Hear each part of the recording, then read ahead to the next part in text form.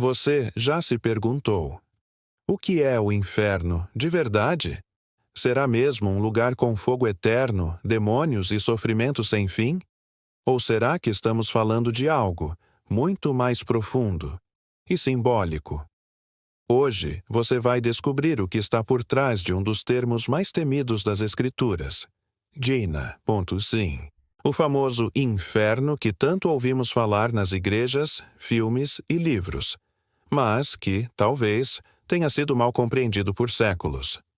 Se prepara, porque o que vamos revelar aqui, poucos conhecem.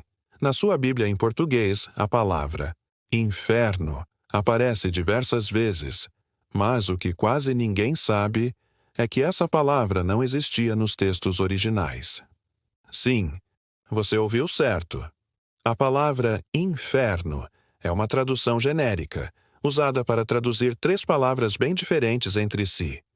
Sheol, do hebraico Hades, do grego Geina, também do grego, mas com origem no hebraico e entender essas três palavras muda completamente o nosso conceito de inferno.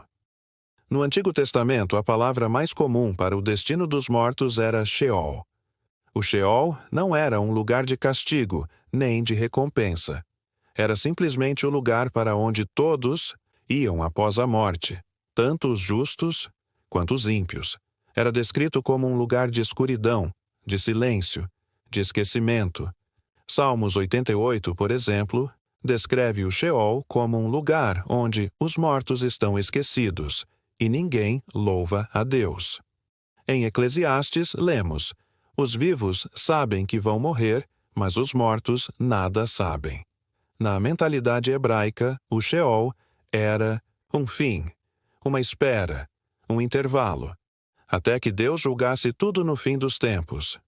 Com o domínio do Império Grego e depois Romano, a cultura grega passou a influenciar fortemente a linguagem e os conceitos do povo judeu. Foi aí que surgiu a palavra Hades, equivalente grego ao Sheol. Mas com um detalhe. Na mitologia grega, Hades era o submundo, governado por um deus sombrio, com regiões separadas para recompensas e punições. Essa ideia começou a se infiltrar nas interpretações judaicas e, eventualmente, em parte da tradição cristã. É por isso que no Novo Testamento, quando Jesus conta a parábola do rico e Lázaro, ele fala que o homem rico estava no Hades em tormentos, enquanto Lázaro estava no seio de Abraão, mas, mesmo aí, o Hades ainda não é o inferno final. Ele é um lugar intermediário. Agora chegamos ao termo mais chocante. Gina, e Gina vem de Gehinnom, o vale de Inom, um lugar real nos arredores de Jerusalém. Esse vale tem uma história sombria.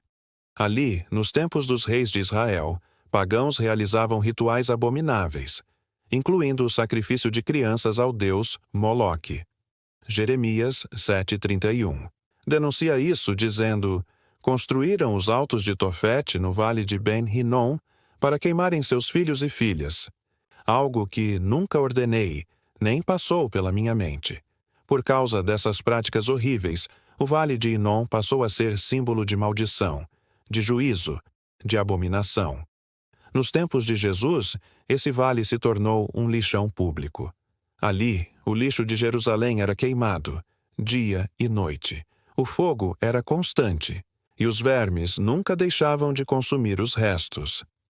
É essa imagem que Jesus usa para descrever o destino final dos ímpios. Gina não era apenas um lugar físico, era uma metáfora visual, real, de destruição e julgamento.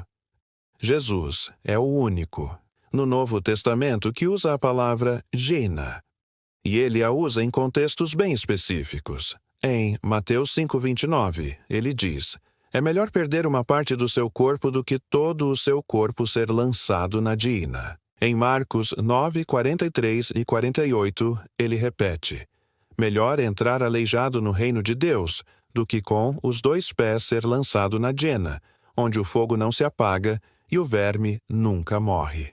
Essa frase, o fogo que nunca se apaga e o verme que não morre, Vem de Isaías 66, 24, uma profecia sobre o juízo final, em que os rebeldes seriam mortos e seus corpos seriam consumidos, não eternamente em tormento, mas em completa destruição. Jesus está fazendo uma referência poderosa, mas ele nunca descreve a Dina como um lugar com demônios torturando almas. Ele nunca diz que as pessoas viverão ali eternamente conscientes.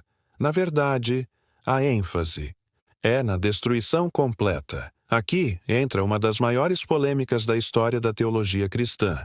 O castigo dos ímpios será eterno, ou será a destruição definitiva? A ideia popular do inferno eterno surgiu muito depois, principalmente com obras como A Divina Comédia, de Dante Alighieri, no século XIV. Antes disso, muitos pais da Igreja discutiam outras possibilidades.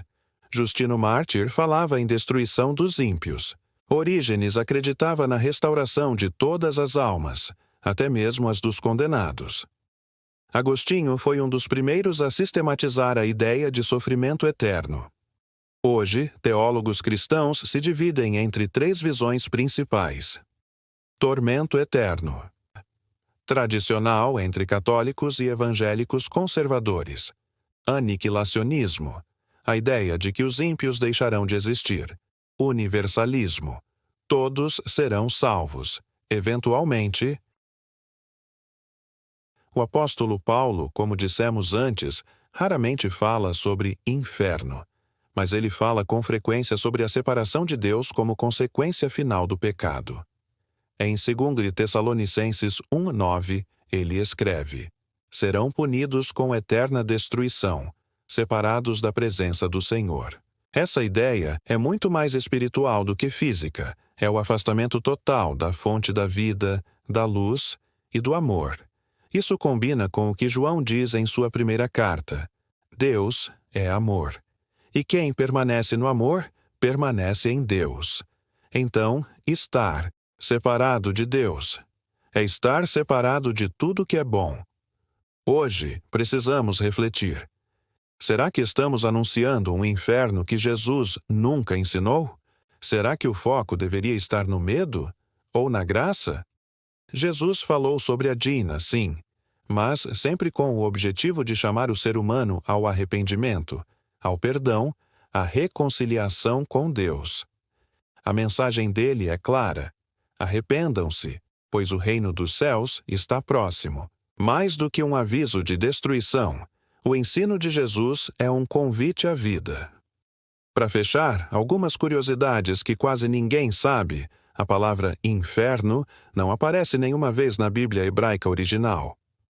O Novo Testamento nunca menciona o inferno como um lugar de tormento comandado por Satanás.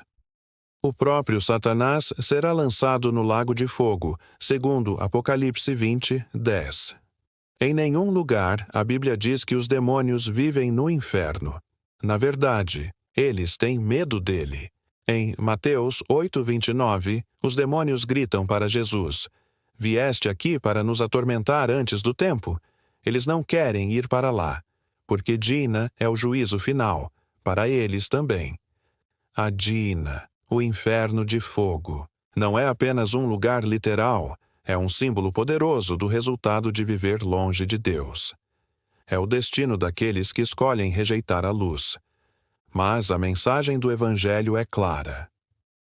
Deus deseja salvar. Ele é amor e oferece nova vida, perdão e eternidade. A escolha está em nossas mãos. Se você curtiu esse vídeo e quer mais conteúdo sobre curiosidades bíblicas que poucos conhecem, deixa seu like, se inscreve no canal e compartilha com alguém que vai curtir aprender isso também. Comenta. Aqui, você já sabia o que era a Dina? Ou essa foi novidade para você? Nos vemos no próximo vídeo. Fica com Deus.